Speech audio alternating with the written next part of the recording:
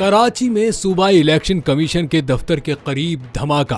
कराची में जुमे के रोज सिंध के इलेक्शन कमीशन दफ्तर के बाहर एक धमाका हुआ, जिससे पुलिस ने मामूली नौयत का करार देते हुए बताया कि इसमें कोई जानी या माली नुकसान नहीं हुआ। पुलिस जराये के मुताबिक धमाका सिंध हाई कोर्ट से करीब वाक़े इलेक्शन कमीशन के दफ्तर के बाहर फुटपाथ पर प्लास्टिक शॉपर में रखे धमाका खेज मवाद से हुआ। ताहम वाक़े में कोई जानी नुकसान नहीं हुआ। तर्जुमान सिंध पुलिस के मुताबिक ये देसी साख्त का बम था। धमाके में 500 ग्राम बारूद इस्तेमाल हुआ।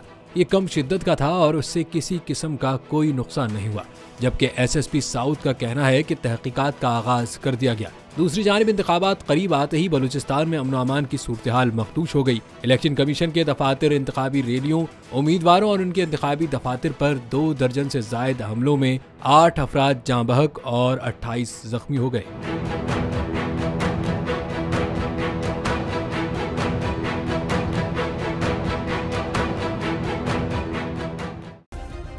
सब्सक्राइब करें और बेल दबाएं ताकि कोई खबर रह न जाए।